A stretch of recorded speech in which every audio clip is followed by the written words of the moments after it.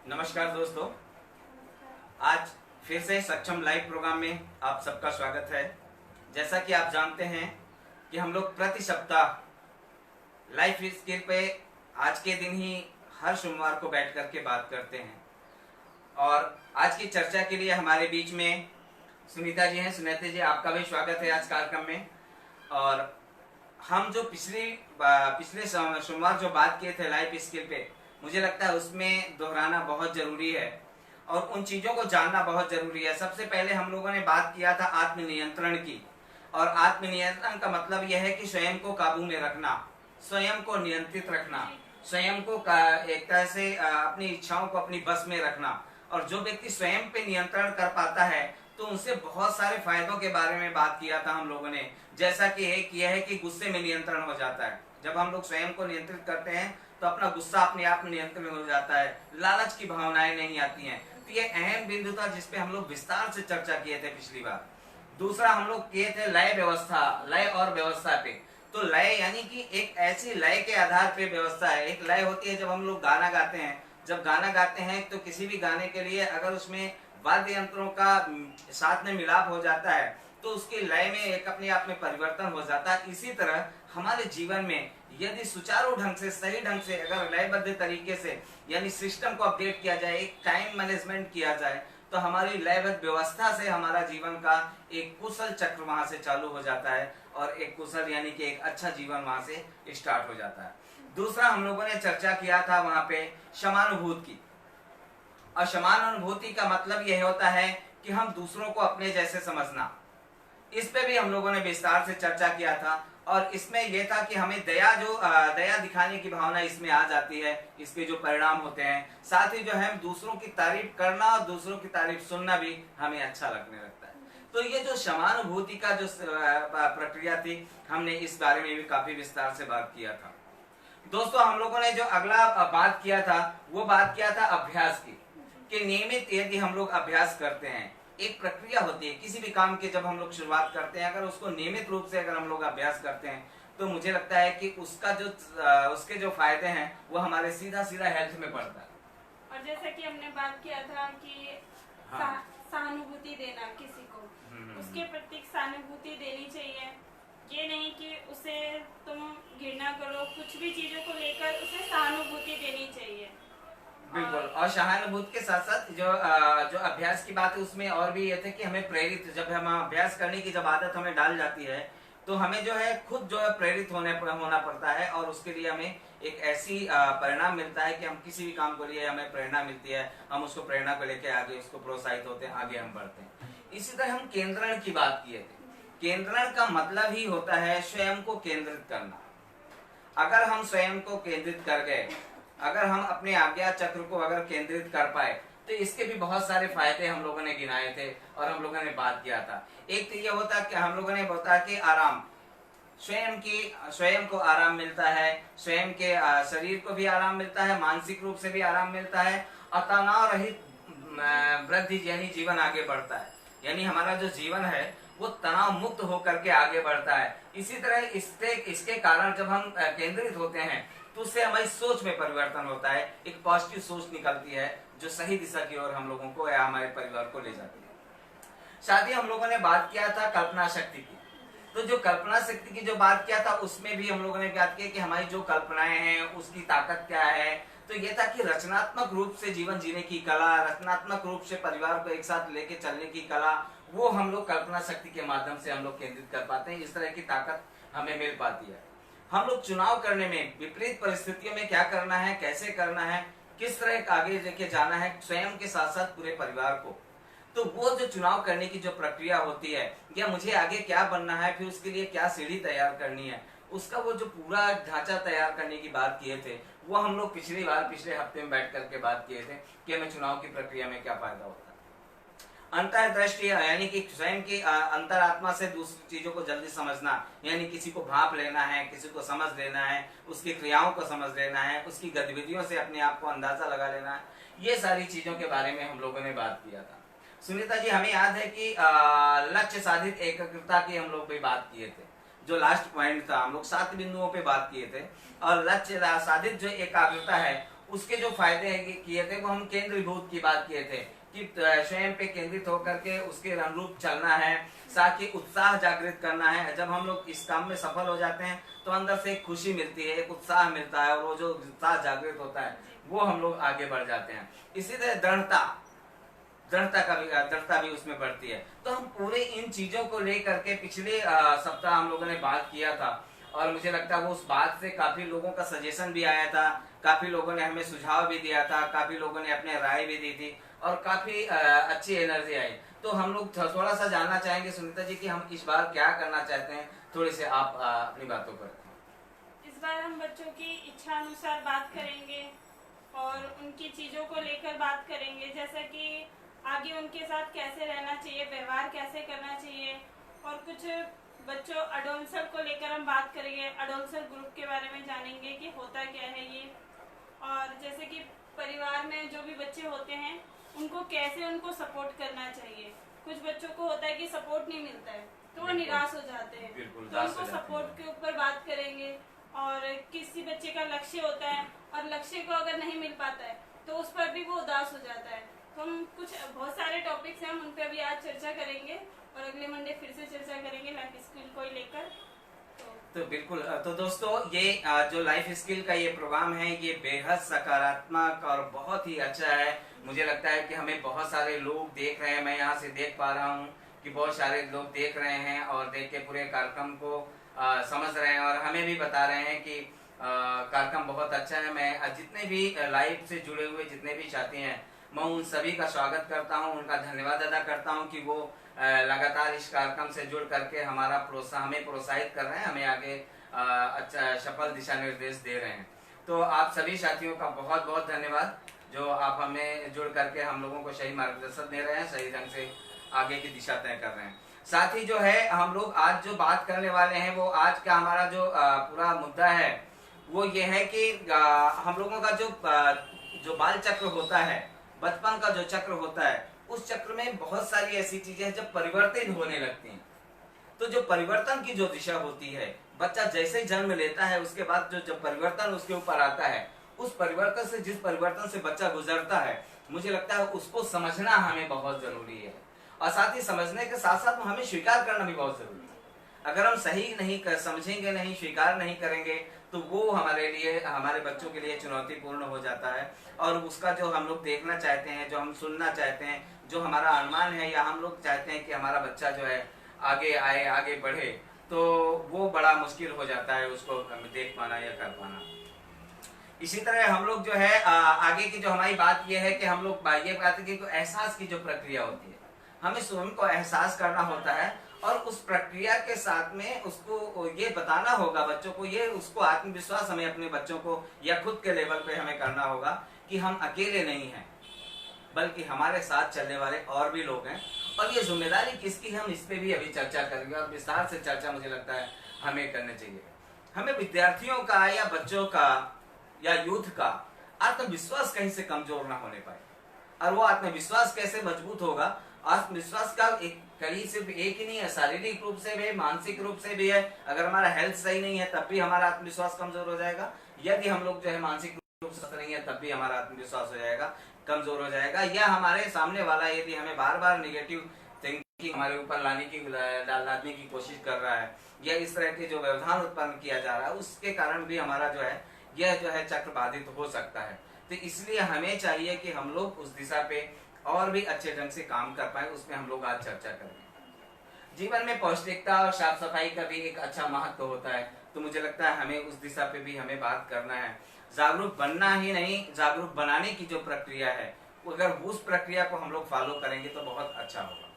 क्योंकि हम लोग खासकर देखते हैं कि हम अपने आप को तो बनना चाहते हैं कि भैया मैं जागरूक बन जाऊं। अब कोरोना जैसी महामारी में यदि ठीक मैं अपने आप को बहुत बड़ा सेफ्टी के लिए मैं अपने आप को जागरूक बन जाऊं, मैं समय समय पे टाइम पे हाथ सैनिटाइज कराऊं, मैं जितना हम लोग दूरियां बना के बैठे हैं इस तरह दूरियां जो है मैं अपने से बनाना चालू कर दूं, तो लेकिन सिर्फ मेरे बनाने से कुछ होने वाला नहीं है। मुझे लगता है सामने वाले को भी मैं उस तरह जो है बताना पड़ेगा, क्योंकि यह बीमारी है कहीं ना कहीं से घूम के जरूर हमारे घर तक आ जाएगी, इसलिए हमें सबको इस तरह की चीजों को बताना पड़ेगा।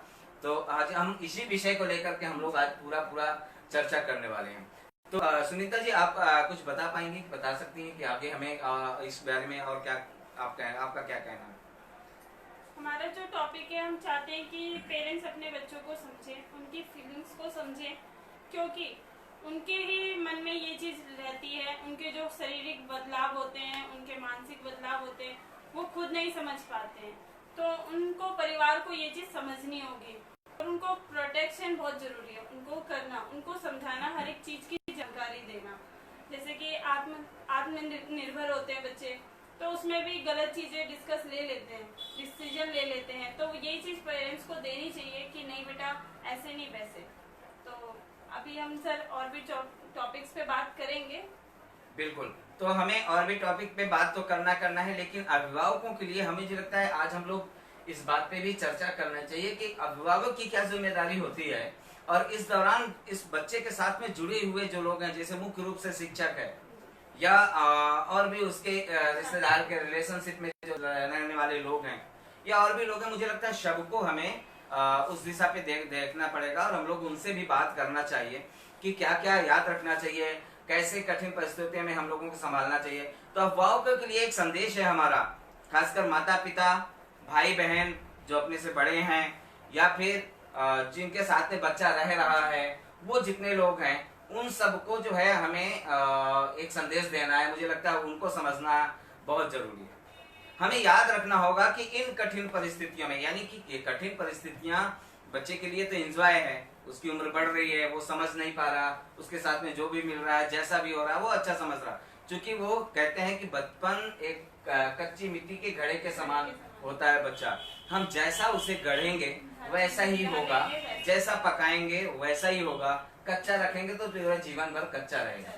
तो इस जो कठिन परिस्थितियां, ये हमारे लिए बहुत कठिन है कि हम उस चुनौतीपूर्ण समय को कैसे चैलेंज के साथ में उसको स्वीकार करते हुए, क्योंकि अस्वीकार तो हम लोग कर नहीं सकते, स्वीकार करते हुए उसको कैसे मजबूत ढांचा उसको प्रदान करेंगे। इन परिस्थितियों में परिवार को संभालना होगा कि संभाला जाए, और विकास की जो उसकी प्रक्रिया है, शारीरिक विकास की प्रक्रिया है, मानसिक विकास की प्रक्रिया है, उसकी जो भी शैक्षणिक प्रक्रिया है, उसको जो बढ़ने की विकास की जो प्रक्रिया है, हम उसके पार्ट कैसे बन पाएंगे, किस तरह हम उसके सहयोगी बन पाएंगे, ये हमें और उनको समझना होगा। अब मुझे लगता है यह समझना हर परिवार के लिए बेहद जरूरी है, और बेहद उसके लिए सकारात्मक वो चीजें हैं।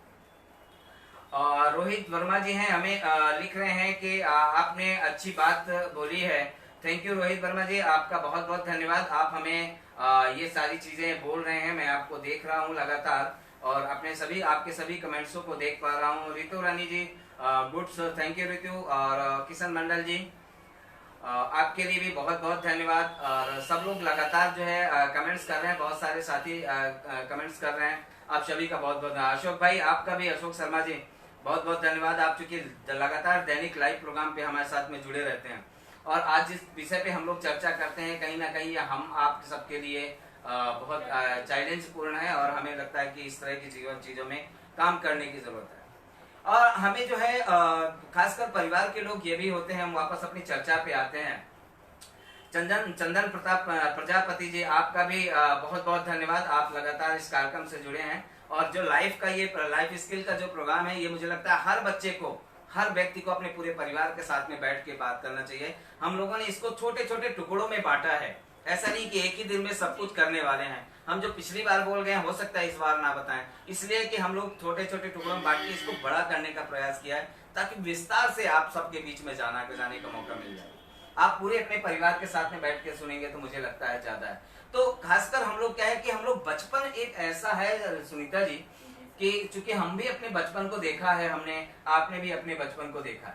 खासकर अभिभावक बच्चे को बच्चा ही मानता है, खासकर, और ये बहुत बड़ी प्रथा है, बड़ी विषम परिस्थितियां हैं कि बच्चे को बच्चे ही मानता है। आपके साथ भी कुछ ऐसी घटना हुई होगी, जब भी माँ बाप कहे होंगे कि चलो अभी तुम छोटे हो, चलो चुप रहो, अभी शांत रहो, तो कभी ऐसी कुछ हुआ है तो थोड़ा बताइए, क्योंकि अभिभावकों की बात हम कर रहे हैं कि अभिभावक को कैसे, हमें क्या करना चाहिए। जी सर, अभी मेरी मैरिड हो चुकी है।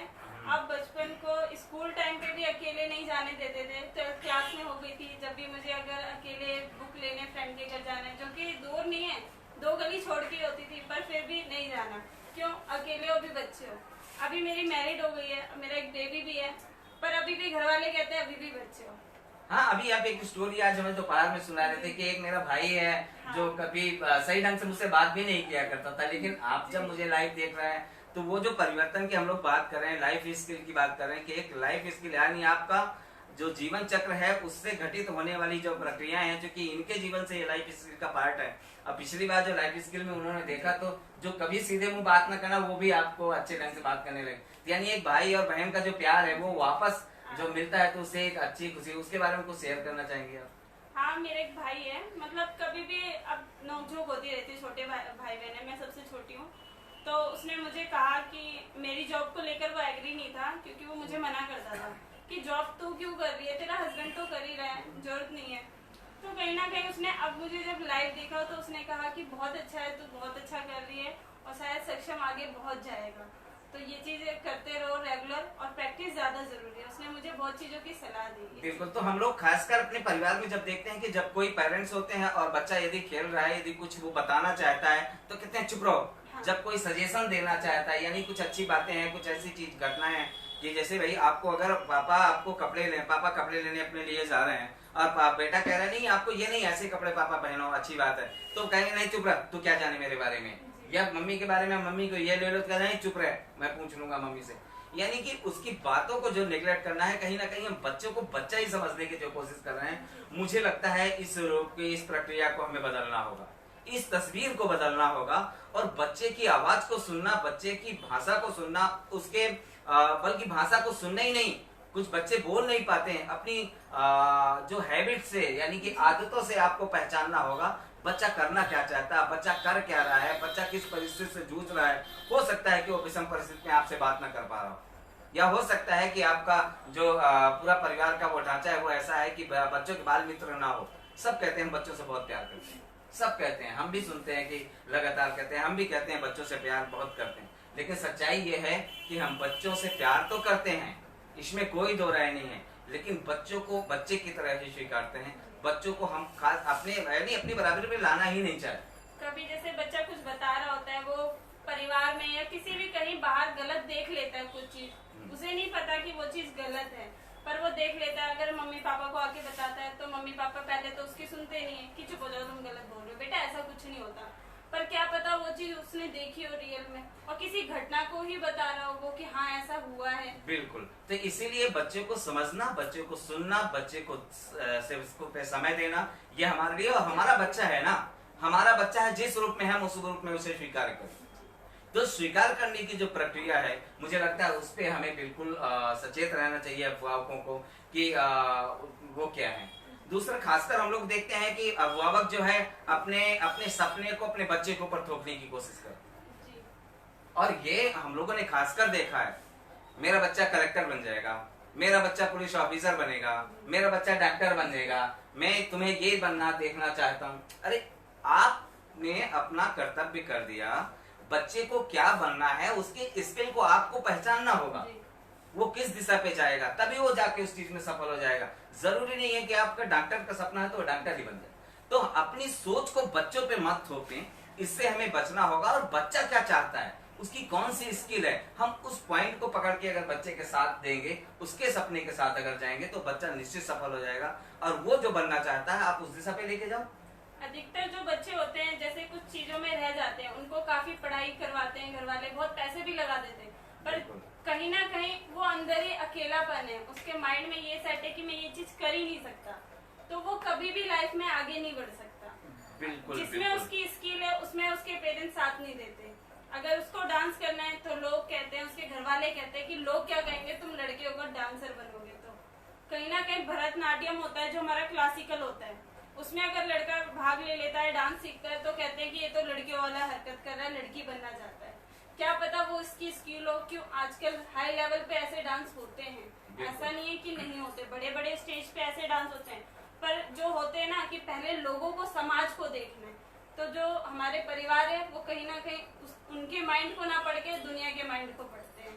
बिल्कुल, तो वही बात है कि हमें अपने सपनों को जबरदस्ती जबरन करके, हाँ बच्चा आपका सपना स्वीकार करके आपको आगे लेके जाना चाहता है, वो अच्छी बात है, लेकिन आप जबरदस्ती करके अगर किसी बच्चे के ऊपर या यूथ के ऊपर आप उसको प्रेशर बनाएंगे तो मुझे लगता है वो बच्चे के लिए, जीवन के लिए नुकसानदायक है और आपका सपना भी अधूरा का अधूरा रह जाएगा और बच्चे का सपना भी टूट जाएगा। इसलिए हमें बेहद जरूरी ये है कि हम बच्चे के सपने के साथ चलें, ना कि अपना सपना जबरदस्ती करके बच्चों को सोचें। अधिकतर जो बच्चे सुसाइड करते हैं वो क्यों करते हैं? पेरेंट्स का प्रेशर होता है कि 12th में तुम्हारे इतने मार्क्स आएंगे तो तुम ये करोगे, तुम जेबीटी करोगे, सिविल इंजीनियर बनोगे। तो उनके मार्क्स अगर हल्के से भी कम आ जाते हैं, एक दो पॉइंट भी, तो पेरेंट्स कहते हैं तुम्हें बोला था, तुम्हें यहाँ एडमिशन लेना है, तुम्हें डॉक्टर बनना है, तुम्हें डॉक्टर में एडमिशन लेना है। तो कहीं ना कहीं वो बच्चा डिप्रेशन का हो जाता है शिकार। हाँ, इसी उनको तरह भी समझना बच्चों को कि बच्चों को समझे, अगर बच्चे कोई नहीं 2 पॉइंट कम आए तो कुछ और सब्जेक्ट ले लेंगे, और चीज में बढ़ लेंगे, और चीज में बढ़ लेंगे। नहीं। तो ये बहुत सारी चीजें हैं। साथ में हमेशा ये है कि हमें बच्चों का साथ देना है, हमें बच्चों की जरूरतों को समझना होगा। अपने जो भी हमारे बच्चे हैं, चाहे वो पहली क्लास में हो या वो यानी कि 6 साल का हो या 18 साल का हो, लेकिन बच्चों का जो है, बच्चों की जरूरतों को उनको समझना बहुत जरूरी है और उनके साथ रहना। आप बच्चे की आपकी बहुत जरूरत है। हो सकता है कि आपको ऐसा लगता हो कि बच्चा मेरा बड़ा हो गया, यानी 12 साल का हो गया, 18 साल के लगभग हो गया, उसको जरूरत, लेकिन सच तो यह है कि बच्चे को आपको पूरी जिंदगी जरूरत है और बच्चे को भी ये समझना होगा कि मेरे को भी अपने माँ बाप की पूरी लाइफ में जरूरत है। अगर वो दोनों एक दूसरे की जरूरतों को महसूस करेंगे तो वो सबसे बेहतर होगा और सबसे बेहतर होगा, उससे एक बेहतर जीवन उसका बनेगा। और मुझे लगता है कि वो उसका जो हम लोग पूरा बायोग्राफ देख रहे हैं, वो कहीं ना कहीं उसका जीवन जो ढांचा है वो बेहतर बनेगा। चंदन जी, हमें आत्मिक ज्ञान देना जरूरी है, तो ये भी सही बात है। आप लिख रहे हैं हमें कि बच्चों को आत्मिक ज्ञान देना जरूरी। हम सारी चीजों को आपके सुझाव हैं उसको जोड़ते जा रहे हैं, आत्मिक ज्ञान से भी जोड़ते जा रहे हैं। तो हम लोग जब कहते हैं कि भारत बच्चे को, जब हम बच्चों के बच्चे को हमारी जरूरत है, सच यही है कि बच्चे को हमारी जरूरत है।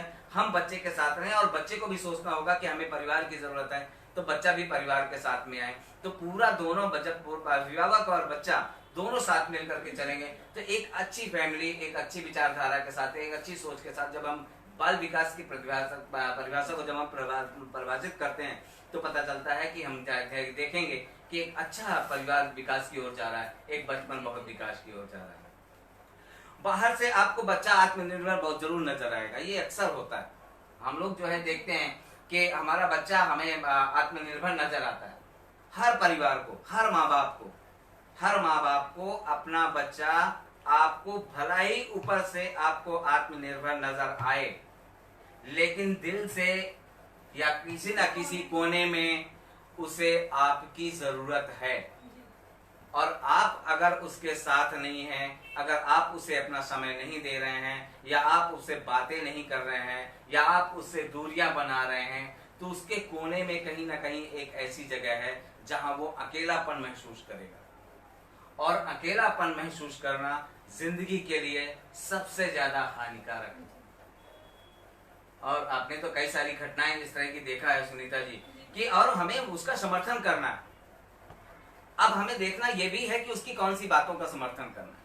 यदि हो सकता है कि कुछ गलत बातें हो, तो गलत बातें हो तो जब आप बैठ करके चर्चा करेंगे, तो जहां पर ऐसा लगता है समर्थन करने लायक नहीं है, तो उसको हम लोग बैठ करके चर्चा करेंगे और उसमें बात करेंगे।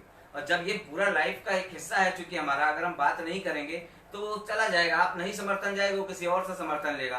तो आपका समर्थन इसलिए बेहद जरूरी है। और अगर आप समर्थन देना चालू और समर्थन लेना चालू कर देंगे तो मुझे लगता है कि वो बच्चा लाइफ में पे नहीं जाएगा, कभी भटकाव उसका नहीं होगा। और ये हमें करना होगा। पेरेंट्स का सपोर्ट बहुत जरूरी है, बेहद जरूरी है। पूरे इस लाइफ चक्र को लेकर के पेरेंट्स का सपोर्ट बहुत जरूरी है। जी, जैसे कि ये होता है, अगर उसके मन में कुछ चल रहा है, किसी से कुछ पूछना है, अगर वो मम्मी के पास या पेरेंट्स में से या फैमिली में से किसी के पास भी जाता है। आज का टाइम ऐसा चल रहा है कि कोई टाइम नहीं देता, चाहे वो अपने यूथ हो, थोड़े से 12 साल के या 14 साल के बच्चे हों या छोटे बच्चे हों, टाइम इतना नहीं दे पाते हैं।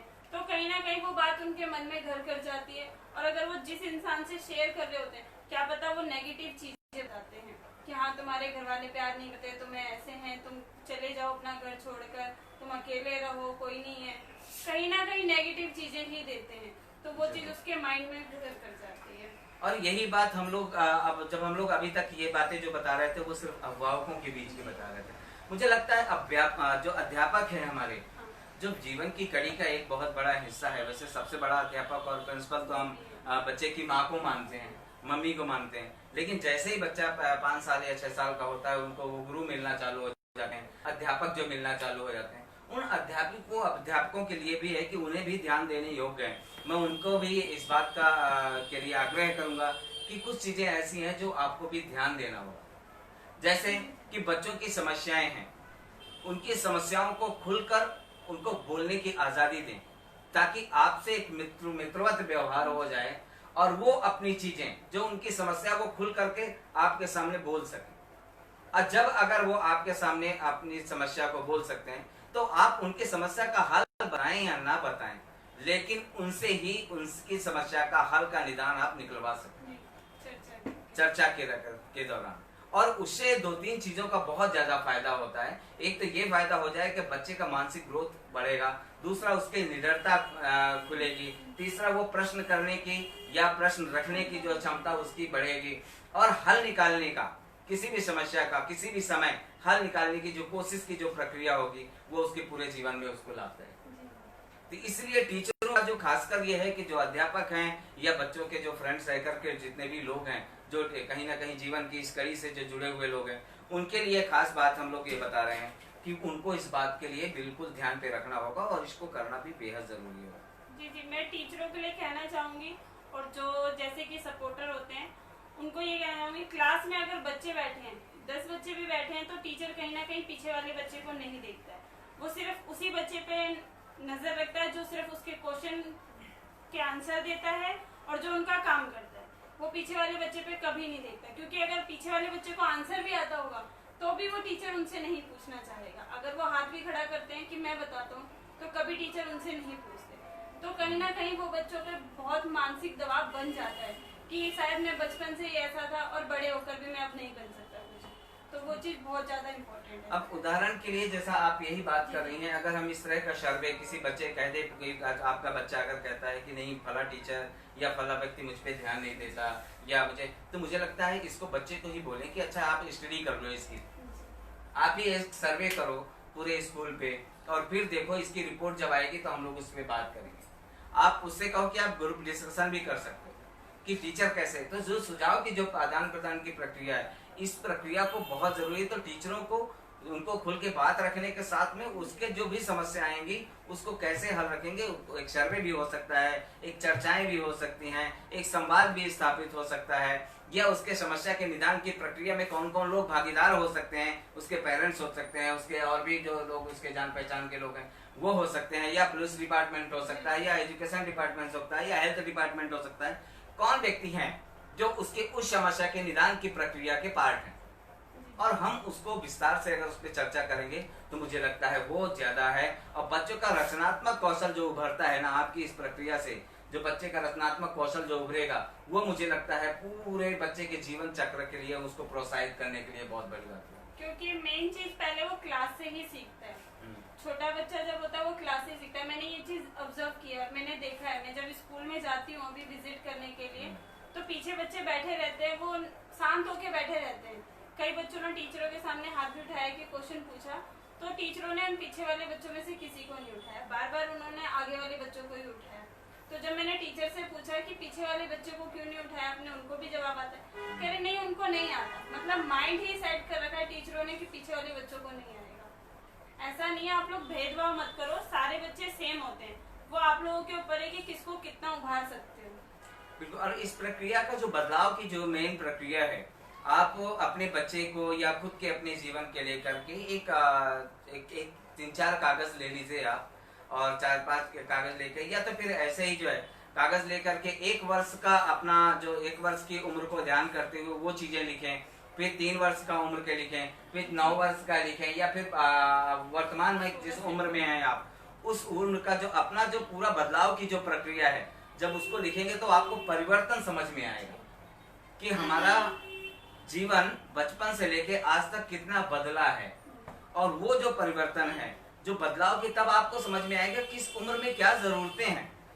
आज अगर आप 1 वर्ष की बच्चे की बात करेंगे तो 1 वर्ष के बच्चे का अगर आप उसको ध्यान पे रखते हुए उसकी रेखांकित करना चाहेंगे कि वो बच्चा कैसा होता है, कितना बड़ा होता है, और उसके शारीरिक भाग को भी पूरा अगर चित्रण करते हुए अगर आप बनाएंगे तो आपको पता चल जाएगा कि उसकी आवश्यकताएं क्या हैं। भाई 1 साल का जो बच्चा होगा उसकी आवश्यकताएं अलग होगी। अब जब आप 1 साल के बच्चे का चित्रण करके जब अगर आप उसकी आवश्यकताएं देखेंगे तो आपको क्लियर हो जाएगा कि बच्चे को क्या क्या जरूरतें हैं और बच्चा क्या चाहता है और क्या हमें देना चाहिए। इसी तरह हम दूसरा चित्रण करते हैं। अगर हम 3 वर्ष के बच्चे की बात करें कि 3 वर्ष का बच्चे का हम चित्रण करें और उसकी जरूरतों को आएंगे तो आप जब देखेंगे कि जो 1 साल के बच्चे की जो जरूरतें थी वो 3 साल के बच्चे को वो जरूरतें नहीं होंगी। स्वाभाविक है, हर परिवार इसको जानता है, हर बच्चा इसको हर व्यक्ति इसको जानता है, लेकिन समझना नहीं चाहता, करना नहीं चाहता। क्योंकि अगर हम ऐसा करेंगे, ठीक है हम अभी तक नहीं कर पाए, लेकिन आने वाले समय में तो ऐसा कर सकते हैं। हमारे परिवार में और भी तो बच्चे आएंगे, हम उनके साथ ऐसा कर सकते हैं। लाइफ स्किल का जो ढांचा है, अगर हम इसको तैयार करने की प्रक्रिया में अगर सक्षम, अगर इसकी एक भूमिका के तौर पे अगर आपके साथ है तो मुझे लगता है आप इसको बेहद जरूरी है, आप इसको नोट करना और फिर देखना। तो हम कह रहे थे 1 वर्ष के बच्चा और जब 3 वर्ष के बच्चे का आप कैलेंडर तैयार करेंगे, उसकी जरूरतों को अगर आप चिन्हित करना चाहेंगे तो आपको पता चलेगा इसकी जो विकास की प्रक्रिया है वो कितनी तेजी से बढ़ी है और इसको क्या जरूरतें हैं, किस चीज की जरूरतें हैं, हेल्थ से लेकर के और पहनावा या खाना पीना और शारीरिक रूप से उसके बदलाव की, वो सब आपको स्पष्ट रूप से नजर आएगा और उसको आप केंद्रित कर सकते हैं, बहुत अच्छे ढंग से लिख सकते हैं। इसी तरह आप 9 वर्ष में आइए या वर्तमान में चले आइए, तो जब आप किसी भी चीज का जब कैलेंडर तैयार करेंगे और कैलेंडर तैयार करके आप उसको आगे लेके जाएंगे तो आपके बच्चे का जो जीवन है, जिस रूप से आप देखना चाहते हैं, जिस एक सुंदर आकृति आपको नजर आएगी, अपने आप में एक अजीब आएगा कि वाकई यार ये बचपन इतना जल्दी कैसे कैसे बढ़ता गया और किस उम्र में क्या क्या जरूरतें होती हैं, क्या हमने किया क्या नहीं किया। तो वो हमें व्यक्ति को, हम लोगों को देखना या समझना उसके लिए बहुत जरूरी है। तो ये बदलाव के और आप इस उम्र के बारे में बोलना चाहेंगे? जी जी, जैसे कि हमारा शरीर काफी विकास करता है बचपन से लेकर बड़े होने तक 18 वर्ष तक, तो कहीं ना कहीं इसमें चीजें, शरीर का विकास भी होता है, तो उस पर पेरेंट्स को भी बहुत ज्यादा जरूरी है ध्यान देना, क्योंकि कुछ पेरेंट्स नहीं देते हैं। कपड़े का पहनावा हमारा बचपन से चेंज हो जाता है, बॉयज का तो चल जाता है पर गर्ल्स का चेंज हो जाता है, तो कई पेरेंट्स ध्यान नहीं दे पाते हैं जॉब के कारण, तो वो चीज देना बहुत जरूरी है। हम लोग जो है जब बच्चों की बात कर रहे हैं, अभी तो हम छोटे बच्चों की बात कर रहे थे, थोड़ा सा उससे ऊपर आते हैं, थोड़ा और आगे जाते हैं, 12 से 18 साल की बात अगर हम लोग बात करते हैं और उसे हम लोग खासकर किशोरावस्था कहते हैं। अब किशोरावस्था होती क्या है ये समझना बहुत जरूरी है। खासकर हम लोग किशोर की बात करते हैं, हम लोग कागजों में ज्यादातर पढ़ते हैं सिर्फ किशोर होता है, लेकिन किशोरावस्था को हम 2 भागों में बांट के देख रहे हैं। एक होता है प्रारंभिक किशोरावस्था। प्रारंभिक किशोरावस्था आप समझ सकती हैं कि 12 से 15 साल के बीच की जो बच्चे होते हैं, उस उम्र को हम खासकर हम लोग जो है एक प्रारंभिक किशोरावस्था को के रूप में हम उसको देख रहे हैं। दूसरा होता है आखिरी किशोरावस्था, 16 से 18, जो आखिरी, क्योंकि इसके बाद किशोरावस्था का समापन हो जाता है, फिर हम जो है युवा की तरफ, यूथ की तरफ निकल आगे बढ़ जाते हैं। तो हमें ये देखना होगा कि ये जो 2 किशोरावस्थाएं हैं इसमें किस किस तरह के बदलाव की जरूरत होती है और हमें क्या क्या चाहिए होगा। जो प्रारंभिक किशोरावस्था है उसके बारे में तो आप समझ ही सकते हैं कि एक ऐसी उम्र है, एक ऐसी प्रक्रिया है जब वो धीरे धीरे करके उसके शरीर के रचनात्मक बदलाव होना चालू हो जाता है। आप इसके बारे में कुछ बताएंगे कैसे कैसे होता है इस प्रक्रिया? जैसे कि इन 2 चीजों को ले लो, बॉयज एंड गर्ल्स को ले लो, इस एज में कहीं ना कहीं उनके शारीरिक विकास होते हैं, आवाज में भारीपन आता है, मानसिक विकास होता है और कहीं ना कहीं उनके दिमाग में इतनी चीजें विकसित होती है कि वो ये सोचते हैं कि ऐसा क्यों हो रहा है। उनके माइंड में ज्यादा चलता है कि मैं ये चीज जानूं, इसके बारे में पढूं, इसके बारे में जानूं, और इसके बारे में जब वो पढ़ते हैं तो कहीं ना कहीं कुछ चीजें गलत भी पढ़ लेते हैं, कुछ चीजें सही भी पढ़ लेते हैं। तो इस तरह मानसिक मतलब शारीरिक विकास होता है इन दोनों और का। खासकर हमने ये देखा है कि सुनीता जी, हम लोग ये देखते हैं कि युवा को बस किशोरावस्था खासकर हम लोग बात कर रहे हैं। इसकी जो प्रक्रियाएं हैं, जो बदलाव की प्रक्रिया है, एक तो जैविक प्रक्रिया होती है, जो हम लोग को उसको समझना बहुत जरूरी है कि जैविक प्रक्रिया क्या है। दूसरा, लैंगिक प्रक्रिया में बदलाव आता है इनके अंतर्गत में। फिर वो पारिवारिक जो है विसंगतियां है, सांस्कृतिक और सामाजिक जो पृष्ठभूमि है, इसकी प्रक्रिया के बदलाव का अहम एक हिस्सा है। और मुझे लगता है उसको समझना, उसके बारे में हमें चर्चा करना ये बेहद जरूरी होता है कि हम लोग इसके बारे में कैसे इसको समझेंगे, कैसे इसको देखेंगे। और ये कहीं एक दूसरे से अलग नहीं है, लेकिन फिर भी कहीं ना कहीं अलग अलग एक प्रक्रियाएं, कुछ लोगों को कुछ चीजें मिलती हैं, कुछ चीजों नहीं मिलती है। तो वो जो बदलाव की जो प्रक्रिया है किशोरावस्था की, उसको हमें समझना बहुत जरूरी है। कुछ सामाजिक शारीरिक जो परिवर्तन होते हैं, उस विकास की प्रक्रिया का वो एक अहम हिस्सा होता है। मुझे लगता है उसको भी हमें समझना या उसको हमें जानना हमारी प्रक्रिया का हिस्सा होता है। तो जो किशोरावस्था है, जो 12 साल से 15 साल की जो किशोरावस्था है, किशोरावस्था एक ऐसी अवधि होती है, यह एक ऐसी प्रक्रिया है, नाटकीय बदलाव इसके अंतर्गत आता है। और नाटकीय बदलाव में शारीरिक, मानसिक और भावनात्मक रूप से इसमें बहुत ज्यादा बदलाव आता है। शारीरिक बदलाव को तो आप देख ही रहे हैं कि धीरे धीरे करके उसके अंगों में उभार आना है, या मांसपेशियों का ज्यादा बढ़ाव है, या जो है उसके चेहरे में एक अलग ढंग की रौनक जो है आना है, वो कहीं ना कहीं एक इसका पार्ट है शारीरिक का। मानसिक रूप से वो सचेत होने लगता है। मानसिक रूप से वो बहुत कुछ सीखना, जो सीख चुका है बचपन से अभी तक, उसको ऑब्जर्व करने की कोशिश करने लगता है। तो मानसिक रूप से भी उसका धीरे धीरे विकास उसका होता रहता है। और सबसे जो खतरनाक है वो है भावनात्मक। हमें उस बच्चे को इस रूप में समझना बहुत जरूरी है कि भावनात्मक बदलाव पे हमारी भागीदारी बहुत जरूरी है। क्योंकि अगर हम उससे अपना पीछा छुड़ाएंगे, अगर हम उससे पीछा भागेंगे, तो उसके अंदर जो भावनात्मक परिवर्तन आता है, या खासकर दोस्त बनाना है, सहेलियां बनाना है, एक दूसरे के नजदीक रहना है, या फिर खासकर जो है हम लोगों से चर्चा करना है, लोगों के नजदीकियां बढ़ा करके, यानी अपनी जो उसकी जो भावनात्मक जो प्रक्रिया, उसको एक दूसरे से जोड़ने की जो प्रक्रिया है, वह कहीं ना कहीं मुझे लगता है कि यह जो उम्र का एक दायरा है उसको पूरा रेखांकित करती है। और इसको देखना है, तो ये जो परिवर्तन के जो हिस्सा है, इसमें चिंताग्रस्त करने की बात नहीं है, इसमें कोई चिंता की बात नहीं है। लेकिन अगर हम साथ नहीं हैं तो चिंता की बात है, तो हमारे लिए बहुत चिंता की बात है। और इस परिवर्तन को हमें स्वीकार करना होगा, इस परिवर्तन को हमें समझना होगा, क्योंकि हर किसी के साथ होता है, चाहे वो लड़की हो, चाहे लड़का हो, चाहे वयस्क हो या बुढ़ा हो या फिर बच्चा हो। यह इस घटना चक्र से, चूंकि ये प्रकृति की एक घटना है, इस घटना चक्र से आपको आगे जाना ही जाना है, आपको गुजरना ही गुजरना है। तो आपकी जो ये घटना चक्र है, इससे अगर गुजरना है तो क्यों ना हम इसके सहभागी बने, एक दूसरे का पार्ट बने, एक दूसरे का अनुभव तो कम से कम शेयर ही कर सकते हैं।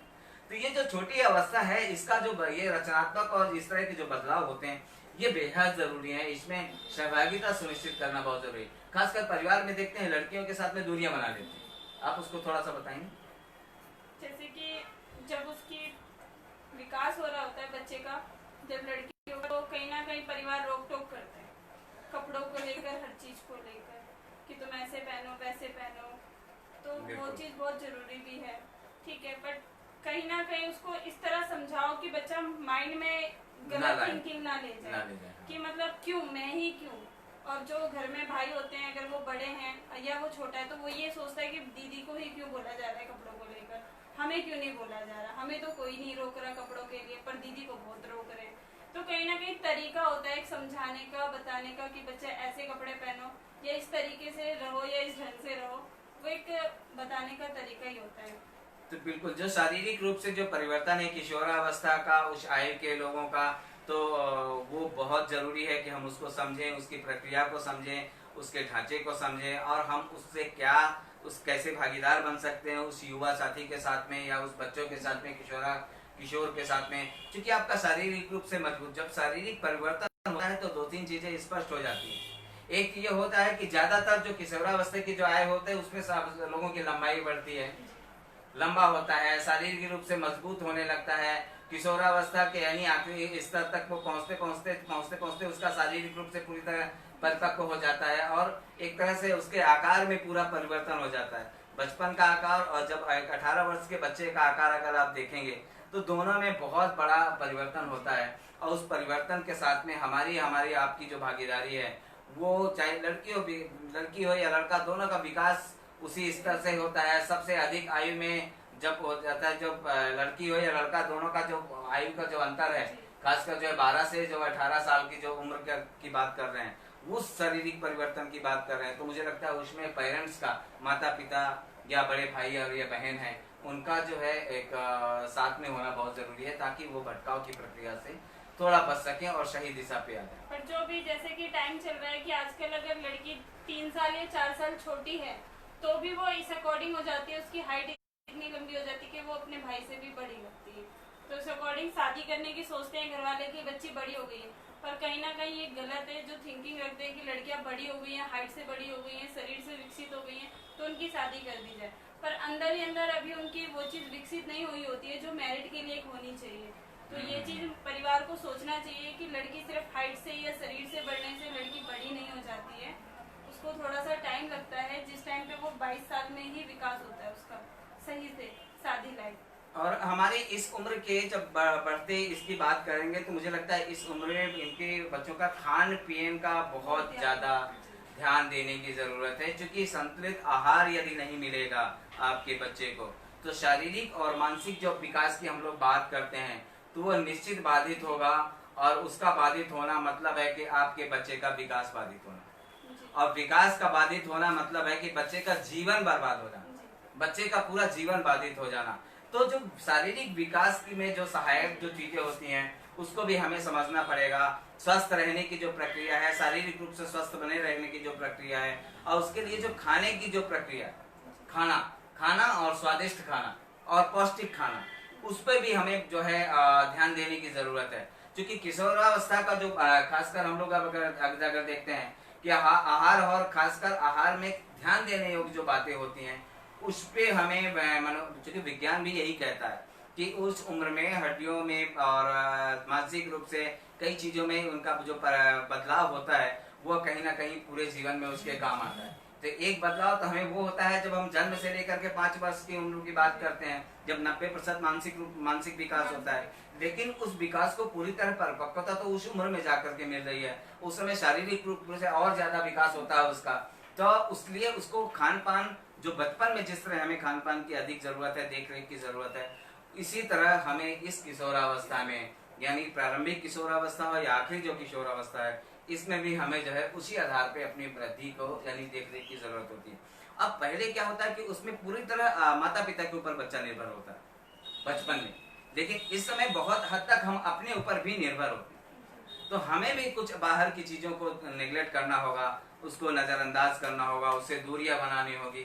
क्योंकि आपकी हड्डियां जब मांसपेशियां आपकी बढ़ रही हैं, आपकी हड्डियां बढ़ रही हैं, तो निश्चित है आपका जो परिवर्तन हो रहा है, मांसपेशियां बढ़ेंगी, हड्डियां बढ़ेगी, मांस बढ़ेगा, तो इसका मतलब है आपको कुछ खाने की जरूरत होगी, एनर्जी युक्त खाना खाने की जरूरत होगी, जिससे आपका पूरा जो है जीवन यानी कि आगे बढ़ने वाला है, जो शारीरिक और मानसिक विकास जो हो रहा है। तो उस पे मुझे लगता है कि सबको, हमें लड़का हो या लड़की, उसके लिए सबको ध्यान देने की जरूरत बात है। हाँ, कुछ कह रहे थे आप? हमारे शरीर में ऐसे ऐसे विकसित होते हैं जिसमें हमारे प्रोटीन चीजें खाने की बहुत जरूरी है, साथ ही लड़कों के लिए भी है। ऐसा नहीं है कि सिर्फ लड़कियों को ही जरूरत है, लड़कों को भी जरूरत है, क्योंकि यही टाइम है जब उनका शरीर ज्यादा विकसित होता है। 18 वर्ष तक दोनों लड़के और लड़कियों का शरीर बहुत ज्यादा विकसित होता है, तो उनको खाना का ध्यान रखना और उनकी चीजों को ध्यान रखना, जो ये बाहर की चीजें खाते हैं, जंक फूड, इस पे थोड़ा सा इग्नोर करना होगा। ये चीजें कम करोगे तो अभी सही से रहोगे और आगे के टाइम के लिए आपका शरीर का विकास सही से होगा। क्योंकि ये चीज जो हम गलत चीजें खाते हैं, कभी फैट बढ़ जाता है तो कभी कहीं ना कहीं अंदरूनी प्रॉब्लम हो जाती है हमें, तो इस चीज का और ये इसके साथ साथ आपको, चूंकि ये जो उम्र होती है, इसमें विटामिन डी, कैल्शियम और फास्फोरस की जो जरूरत होती है, वो बेहद जरूरी है, और इसकी आवश्यकता की पूर्ति आपको करना बहुत जरूरी है। आप इसको अपने घर में आप अपने बच्चे का एक आहार चार्ट बनाएं, और मुझे लगता है कि उसको उसमें उस आहार चार्ट में कुछ चीजें केंद्रित कर दें कि कौन से खाने से कौन सी विटामिन मिल पाती है, यानी पोषक क्या हम खाने वाले हैं, उसमें कौन सी ऊर्जा मिलने वाली है, उससे कौन सी विटामिन मिलेगी, फिर उससे कैल्शियम है कि नहीं है, लौह की मात्रा वो तत्व कितना है, विटामिन ए है कि नहीं है, और विटामिन सी। जब आप खाने की चीजें करेंगे, उनमें कौन कौन सी चीजें अगर आप उसको मिलने वाली है, यानी ऊर्जा, प्रोटीन, लोहित तत्व यानी कि कैल्शियम, विटामिन ए, विटामिन सी,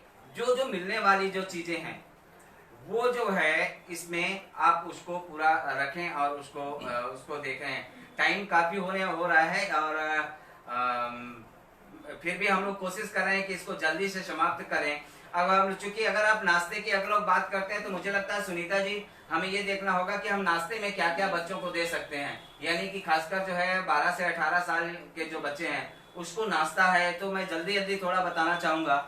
क्योंकि एक ये है कि आप मिक्सी रोटी दे सकते हैं, यानी कि कई सारे मिक्स करके जो आटे की रोटी जो बनती है, एक उससे है, हाँ चना गेहूं वगैरह वगैरह ये जो देते हैं, दूध है उसको, लस्सी है, केला है, ये आप नाश्ते में अगर इस तरह की कुछ चीजें देंगे तो मुझे लगता है ज्यादा फायदेमंद होगा। इसी तरह जब टिफिन उसका पैक करते हैं तो टिफिन में भी हमें जो है चने, अंकुरित चने का अगर हम लोग दें या फिर दाल, अंकुरित दाल है, सलाद है, वो चीजें अगर हम लोग डालेंगे तो उससे भी इसके उनके शरीर को बहुत फायदा होगा और बच्चा वो धीरे धीरे करके आगे बढ़ेगा। अगर हम लोग दोपहर का भोजन की बात करते हैं तो दोपहर के भोजन में हम लोग खास करके सुनीता जी हम लोग देखते हैं कि रोटी, पालक है, पनीर है, पालक पनीर हम साथ में भी बना सकते हैं, या फिर गाजर का रायता है, या फिर सलाद है, फलों की चाट है, हाँ किसी इस तरह की चीज की जो चीजें जो अगर हम लोग जो है दोपहर के भोजन पे अगर देंगे तो मुझे लगता है उसका फायदा उस बच्चे को मिलेगा। हम चाय के समय में भी हम देखते हैं कि चाय की बात तो ठीक है, दूध है, चाय है, या सूजी का जो खीर है हम लोग वो भी देख सकते हैं कि इसको हम लोग देखें और पढ़ें। बहुत सारे कमेंट्स आ रहे हैं हमारे पास में, हम सॉरी चूंकि समय बहुत कम है, बहुत सारे लोगों के कमेंट्स आ रहे हैं मुझे हमारे बीच में, अब हम उसको देख रहे हैं।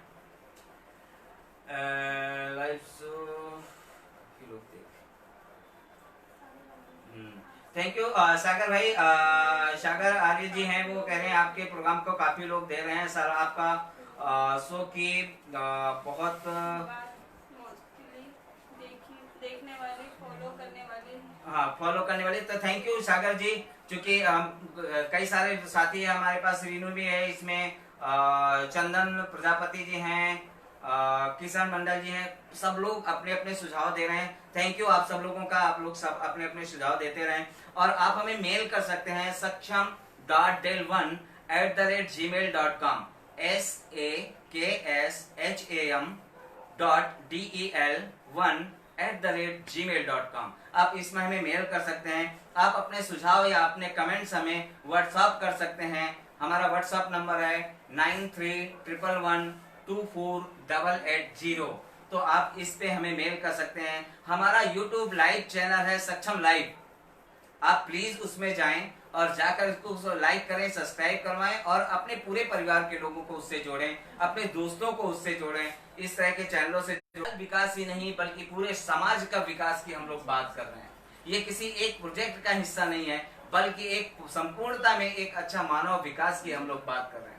हम लोग पूरी हमारी टीम है जो 8-10 लोगों की टीम है, वो पूरी टीम बहुत मेहनत कर रही है, रातों दिन सर्च कर रही है, रिसर्च कर रही है, डाटा कलेक्शन कर रही है, उसके लिए पढ़ रही है और पढ़ने के साथ ही वो जो है वो चीजों को लेके आ रही है। तो प्लीज आप ये जो अनुभव है, क्योंकि इसके साथ साथ हम तो बदल ही रहे हैं, हम तो पढ़ ही रहे हैं, हमारा जो पूरी टीम है वो तो बदल ही रही है, हमें आप सबको साथ में लेके जाना है। क्योंकि अगर हम लोग अपने जीवन में किसी एक को भी बदल पाए और वो अपने लाइफ में सही दिशा की सही मंजिल की ओर, क्योंकि मैंने कहा था, एक बात मैंने कही थी एक शो में, और उस शो में मैंने एक चीज को बोला था कि आपको किसी भी व्यक्ति को इंजीनियर बनाना कठिन नहीं है, किसी व्यक्ति को डॉक्टर बनाना कठिन नहीं। आप अपने बच्चे को डॉक्टर बना सकते हैं, आप बच्चे को अपने इंजीनियर बना सकते हैं, आप अपने बच्चे को पुलिस ऑफिसर बना सकते हैं, लेकिन आप अपने आप को सबसे कठिन है तो आपको अपने बच्चे को एक ईमानदार नागरिक बनाना, एक लालच से मुक्त, एक सच्चा राष्ट्रभक्त बनाना उतना ही आपके लिए चैलेंज है, उतना ही कठिन है। अगर वो इन चीजों पे नहीं है, एक सच्चा और ईमानदार नहीं है, एक सच्चा राष्ट्रभक्त नहीं है, या सच्चा जनहितैषी नागरिक अगर वो नहीं बना, तो ये सोच लीजिएगा कि उसका भी परिवार सही नहीं जाएगा। और हम चाहते हैं कि यदि हमारा बच्चा, हमारा आने वाला परिवार या हमारी फैमिली बहुत अच्छे ढंग से जाए, तो इस तरह के कार्यक्रमों को जोड़ना बहुत जरूरी है। हम चाय नाश्ते की बात कर रहे थे सुनीता जी, तो थैंक यू आप सबका, आप सबके बहुत अच्छे अच्छे कमेंट्स आ रहे हैं। और मैं उनको देख रहा हूँ, लेकिन सॉरी समय बहुत ज्यादा नहीं है हमारे पास में। हम लोग चाय नाश्ते की बात कर रहे हैं कि चाय में हम लोग दूध है, खीर है, सूजी की खीर है या हलवा है किसी चीज का, यानी कि आप ऐसी पौष्टिक चीजें चाय के समय में दे सकते हैं। जरूरी नहीं है चाय, आप उसके साथ में दूध और वो भी चीजें दे सकते हैं। आप रात का खाना, रात के खाने में हम लोग खासकर भारी भरकम खाना ले लेते हैं, खासकर हम देखते हैं हर एक परिवार को, लेकिन मुझे लगता है सुनीता जी इसको समझना जरूरी है। जैसे टमाटर सूप है, पुलाव है, मीठी सेवैयां है, यानी हल्का सा अगर हल्का खाना लेंगे तो मुझे लगता है वो हमारे सेहत के लिए। फल फ्रूट भी आप शाम को भी खाने के बाद ले सकते हैं। ये सारी चीजें हमारे आपको लेना बहुत जरूरी है। इससे आपका पूरा शारीरिक रूप से जो पौष्टिकता आपको मिलेगी, आपके एक विकास के, मानव विकास की जो एक प्रक्रिया है उसको जो बढ़ने की जो ताकत आपको मिलेगी, वो आपके लिए बेहद बेहद बेहद सकारात्मक और सही दिशा के लेके जाएगी। और आप कुछ कहना चाहेंगे इसके बारे में? जैसे कि चाय लोग पी लेते हैं कभी भी, एनी टाइम चाय नहीं पीनी चाहिए, खाने के बाद खासकर नहीं पीनी चाहिए चाय, क्योंकि आपको खाने के बाद अगर वो चीज़ पियोगे तो वो गैस हो जाती है, एसिडिटी, तो खाना हमारा पाचन नहीं हो पाता, उसके कारण हमें शरीर में हमारे अब्जर्व नहीं हो पाता खाना, तो उसके कारण बहुत दिक्कतें होती हैं। इसलिए चाय को सिर्फ एक बार पिए सुबह और एक बार शाम को, बस 2 टाइम। और जैसे कि हमारे खाने को लेकर बात की गई थी, रात को हल्का खाना इसलिए खाना चाहिए कि वो हमारे शरीर में ऑब्जर्व हो चुके, क्योंकि अगर हम भारी खाना खा के सोते हैं तो कहीं ना कहीं वो पचता नहीं है और उसके कारण हमें एसिडिटी हो जाती है, फिर सुबह प्रॉब्लम हो जाती है, तो कहीं ना कहीं वो शरीर के लिए बहुत हानिकारक है। जैसे कि सर, हाँ, तो ये बहुत जरूरी है। और जो मानव विकास की जो एक प्रक्रिया है, हमारा युवा अवस्था की, यानी कि ये इसको भी समझना और इसके साथ साथ चलना। तो हम लोग जो कि आज का जो समय रहा है, खासकर हम लोग इस चीज पे फोकस किए हैं कि आपका जो विकास की जो प्रक्रिया है, जो हमारा लाइफ स्किल का जो एक मेन पार्ट है, हमारा एक उम्र है जो 12 से 18 साल, हम उसको कैसे बेहतर बनाएंगे, हम इस सोचने और समझते कि जो ताकत है, क्षमता है, उसको कैसे आगे बढ़ाएंगे। साथ में निगेटिव थिंकिंग है, पॉजिटिव थिंकिंग है, हम उसके बारे में भी आगे आने वाले समय में हम लोग चर्चा करेंगे। तो आप सभी साथी जो लगातार हमारे साथ में जुड़े हैं, लगातार हमें से बात कर रहे हैं, उनका सबका मैं धन्यवाद करता हूं। अच्छा, एक आपकी सुरक्षा के जो उपाय हैं, मैं थोड़ा सा एक पॉइंट्स आपको जोड़ना पाऊंगा, और वो है, पहले आप जांचिए आपकी सुरक्षा के उपाय। एक तो जांचना बहुत जरूरी है, दूसरा मिल करके चलने की जो प्रणाली है, जो प्रक्रिया है, उसको हमें जो है देखना पड़ेगा। और नहीं कहें, कभी भी नहीं कहें, लेकिन फिर भी अपने से बड़े को बताएं जरूर। अगर आपके साथ में कोई गलत चीजें आपको बता रहा है तो आप ना जरूर कहें, लेकिन ऐसा नहीं ना करके आप चुप रह जाएं। मुझे लगता है उसको अपने, खासकर अपने से बड़े जो आपके खासकर हितैषी हैं, जिनको आप समझ रहे हैं, उनको बताना बहुत जरूरी है। आप मित्र हैं, आपके जो मित्र हैं, आपका जो खासकर जो मित्र है, उससे आपको अपनी सारी चीजें बतानी है। मैं ये नहीं कहते नहीं बतानी है, लेकिन उन चीजों को अपने माँ बाप से भी शेयर करना, क्योंकि सबसे बड़ा मित्र अगर आप बनाएं तो अपने माता और पिता को बनाएं। तो उन बच्चों से रिक्वेस्ट है कि आप अपने माता पिता को सबसे बड़ा मित्र बनाएं, तभी हमारा जो है जीवन जो है वो और भी अच्छा और बेहतर रूप से हमें आगे सफलता की ओर ले जाएगा। जी, कुछ कहेंगी? मैं आप लोगों से कहना चाहूंगी कि अगर आपको कोई भी सुझाव देना हो या हमसे कोई भी क्वेश्चन पूछना हो तो हमें कमेंट करिए सक्षम आईडी पे, जो भी नीचे आपको स्क्रीन पे दी जा रही है, और मेल पे। तो सक्षम का जो मेल है वो है saksham.del1@gmail.com। सक्षम लाइव पे जा करके आप जरूर हमारे चैनल को सब्सक्राइब करें, लाइक करें और बेल बजाएं, ताकि हमारा जो भी प्रोग्राम हो वो सबसे पहले आपको मिले। साथ ही हम लोगों ने जो घोषणा की है कि हर मंथ में हमारे कार्यक्रम को सर्वाधिक देखने वाला या शेयर करने वाले साथी को अब हम लोग डिजिटल सर्टिफिकेट यहाँ से प्रोवाइड करवा पाएंगे। और वो आप हमें अपना ईमेल आईडी, आप हमारा अपना जो है जो आपका व्हाट्सएप नंबर है वो भी आप हमें शेयर कर सकते हैं, ताकि हमारा जो ग्रुप बना हुआ है, व्हाट्सएप ग्रुप जो लाइव उसका वो ग्रुप बना है, हम उससे आपको उसका हिस्सा बना सकें, आप उसको जोड़ सकें। साथ ही जो है आपके जो भी कमेंट्स हैं, आपके जो भी सुझाव हैं, वो सक्षम को देते रहें, ताकि हमारा ये प्रोग्राम और भी बेहतर तरीके से हम मजबूती के साथ में आगे इसी तरह करते रहें। तो हमारे लाइफ से जुड़े जितने भी साथी रहे हैं, जिन लोग जो लगातार मैं देख पा रहा हूँ, लेकिन मैं हर किसी को देख रहा हूँ यहाँ पे, लेकिन मजबूरी है कि मैं बोल नहीं पा रहा हूँ, क्योंकि समय बहुत कम रहा है। और उस समय को ध्यान पे रखते हुए हमें देखना पड़ता है कि बहुत सारी चीज़ें हम लोग नहीं बोल पाते हैं। तो जितने लोगों ने लिखा है, लगभग 101 लोगों ने से ज़्यादा लोगों ने कमेंट्स किया है, अपने सवाल और जवाब पूछे हैं, तो आप सभी का बहुत बहुत धन्यवाद। बहुत सारे लोगों ने लाइक किया है और लाइक के साथ साथ उन चीज़ों को देख रहे हैं, कर रहे हैं। तो आप सभी जितने भी साथी हैं, सभी लगातार जो दर्शक हैं, आप बाकी लोगों को भी प्रेरित करें इस लाइव प्रोग्राम से जुड़ने के लिए। एक और भी बहुत ज़रूरी सूचना है आप सबके लिए दोस्तों, और सूचना ये है कि हम सप्ताह में एक दिन आपसे फोन के माध्यम से आपके सवालों का जवाब भी देंगे, क्योंकि हम चाहते हैं कि हम आपके सिर्फ 100 में सिर्फ 5 लोगों का फोन अटेंड करेंगे। हम आपको अपना फोन नंबर जो हमारा है वो हम आपको देंगे, और लाइव शो के दौरान आप जो सवाल पूछेंगे, हो सकता है कि कुछ साथी लिख ना पाते हों, वो फोन करके अगर कोई सवाल पूछेंगे और वो सवाल कुछ मुद्दा आधारित होंगे।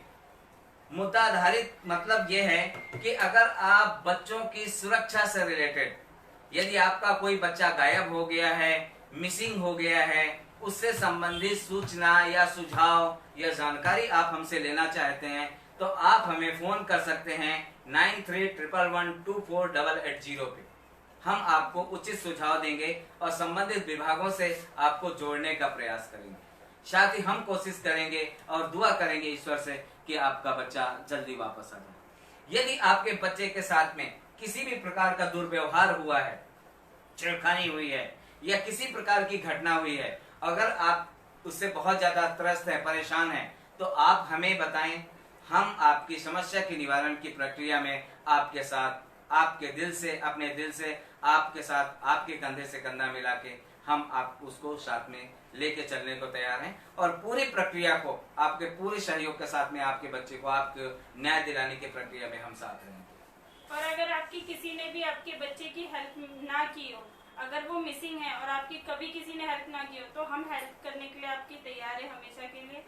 ठीक है। तो अगर आपका, जैसा सुनीता जी ने बताया कि अगर आपको कोई हेल्प की जरूरत हो, मदद की जरूरत हो, तो पूरा सक्षम परिवार आपके साथ है। आप जरूर बताएं, लेकिन कुछ प्रारंभिक प्रक्रियाएं हैं, उसको करना जरूरी है।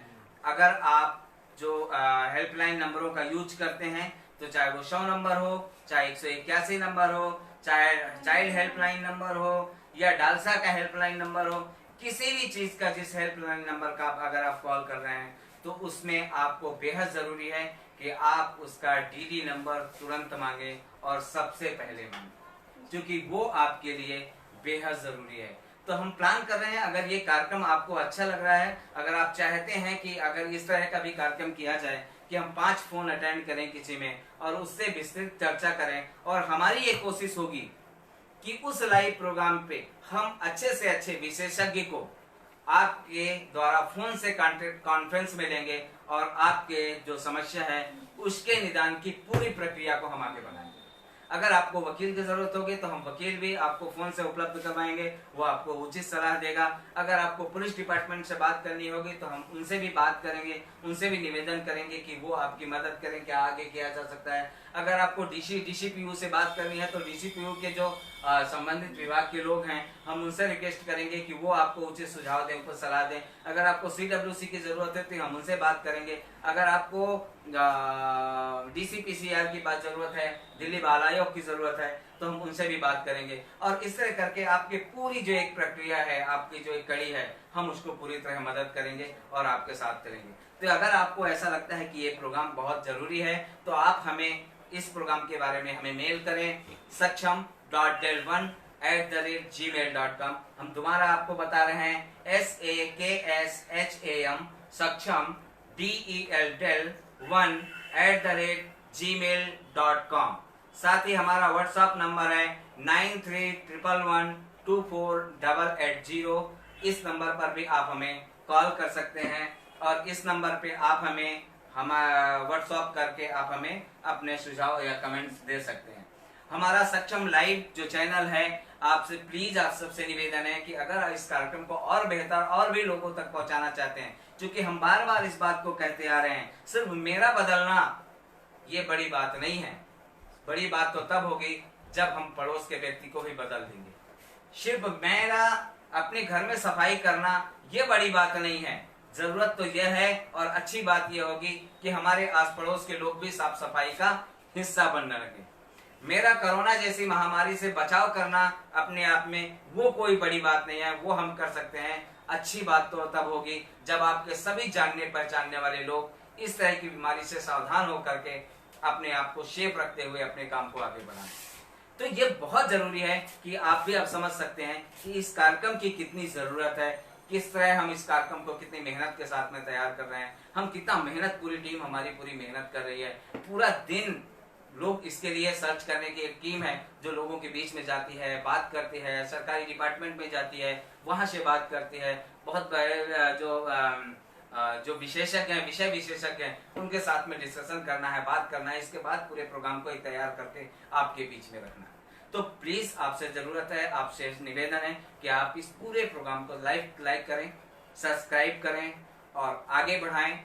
हमारा जो लाइव चैनल है यूट्यूब सक्षम लाइव, जिसमें आपको ये मोनोग्राम नजर आएगा, आप उसमें जाएं, सब्सक्राइब करें, लाइक करें और बेल बजाएं और हमारे कार्यक्रम का हिस्सा बने और इस चैनल को, इस प्रोग्राम को और मजबूती के साथ में आगे बढ़ाएं। और हम सक्षम परिवार चाहते हैं कि हमारे पास जितनी भी जानकारी है हम आप तक पहुंचाएं, क्योंकि हमारी यही सोच है कि अगर जो जानकारी हमारे पास है हम उसे अपने पास ना रख के हम आप लोगों को दें, क्योंकि हम हर जगह नहीं जा सकते, पर आप लोग कहीं ना कहीं अदर लोगों की भी हेल्प कर सकते हो, हमारे थ्रू और लोगों की भी हेल्प होगी, हम यही चाहते हैं। और दूसरा, आप अपने काम को भी, आप भी अगर कुछ ऐसे कार्यक्रम में आकर के बोलना चाहते हैं तो आपका स्वागत है। आप मेल लिखें, हमें व्हाट्सएप में अपना अनुभव शेयर करें, या खुद अगर आना चाहें तो आप हमें बताएं। हम आपको इस पूरे प्रोग्राम में मौका देंगे और उस मौके के साथ में हम आगे बढ़ेंगे। तो थैंक यू आप सबके लिए, आप इस कार्यक्रम का हिस्सा बने। और साथ ही सुनीता जी आपके लिए भी, और कैमरा में हमारे नरेश जी हैं, आपका भी बहुत बहुत धन्यवाद।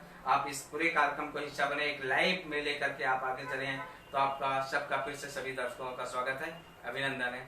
थैंक यू, धन्यवाद।